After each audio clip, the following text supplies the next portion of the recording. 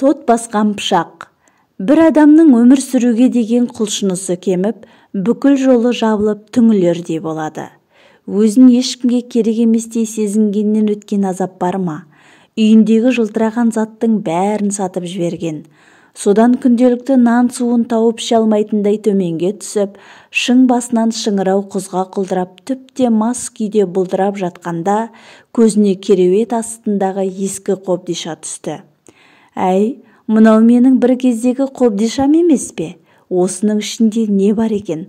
Сатуға тұратын бір зат табылса жақсы деп жорғалап барып, кереует астына қолын созып, шаң басып, мың қабат сүмелекпен баттасқан көне қобдишаны суырып алып, ішін ақтара бастады.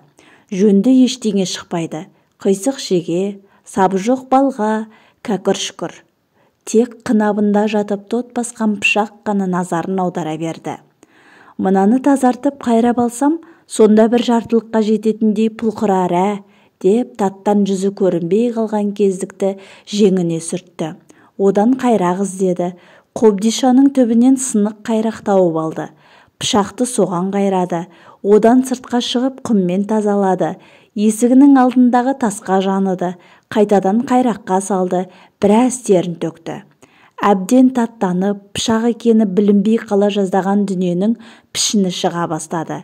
Не керек, өзі де бұрынғы бес аспап шебер емес пе? Пышақты татынан арылғанша бірнеше күн қайрады. Жүзі жарқырап, өзі сондай шүкір, жүзі қылпиып тұрған өткір пышаққа айналған күні өз ісіне көңілі толған бейбақ. О, енді ұсқының кірді. Сені сатып алатын адам табылатынына сенімдімін. Мынадай өткір пышаққа бір шөлмек емес, бір жәшік алатын шығармын деп ойлады. Ол сөйтіп тұрғанда көршісі жетіп келді. Көрші, сенің мал соятын өнерің бар еді ғой. Құрбан айт кезі бір үлкен сег әкелгенмін. Соятын қасапшы таппай отырмын. Көмектесіп жіберсейші. Мә, қолыңда керемет кездік тұр ғой. Біздің үйде не көп, пышақ көп, бірақ мынадай алмас емес деп, бұны қояр да қоймастан ауласына апарды. Аз уақыттың ішінде секті сойып, мүшеліп берді. Көршісінен алғыс алды. Үйінде қонақ болды. Дастархан басында мұның шебер мал сойушы екенін естігендер айттың қалған 2 күніне өздеріне шақырып, пышағын әбден сынады. Әрі ең жақсы іске жұмсады. Адамдарға алғыспен қоса қалтасына ақша салды. Құрбандыққа шалған малдың етінен ет те бөліп берді. Аз күннің ішінде үй ішінің әл-ауқаты оңалып өзгеріп қалды. Содан бұрынғы шебер пышағын ұстап отырып ойланды. Сен ғой тот басып пәлен жылдан бері аяқ асты жаттың. Мен сені іздемедім, мен бүліндім. Сені басқан тот мені де оңдырмай басты. Жүрегім қарайды. Бар жақсы қасиетімнен айырылдым. Білген өнерім де ұмытыла бастады. Сені қалай тауып алып таттан тазарттым, сол сәттен бастап сен пайдаға астың. Адамдарға көп пайдаң тиді.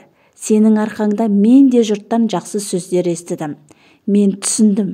Мен де тап сен сияқты іші сыртындағы таттан тазалануым керек екен деп, әлгі адам дұрыс жолға қайтып оралды. Көп уақыт өтпей тұрмысы түзелді, байыды, ел жұрт оны сыйлайтын, құрметтейтін болды. Қас шебердің қолына қайта оралған өткір пышақ осылай иесін жөнге салды. Түзу жолға түсуіне себеп болды. Я, кейде түзу жолынан адасып жүрген адамға біздің бір жылы сөзіміз, алмастай жарқ етпе қылығымыз керек болып тұрады. Жамандыққа жұмсалмайтын өткір пышақта жылы құшақта бола білейік. Құрметті көрермендер, тыңдармандарым, менің әңгімем ұнаған болса, каналыма жазылып, лайк басып, комментарий жазуды ұмытпаңыздар.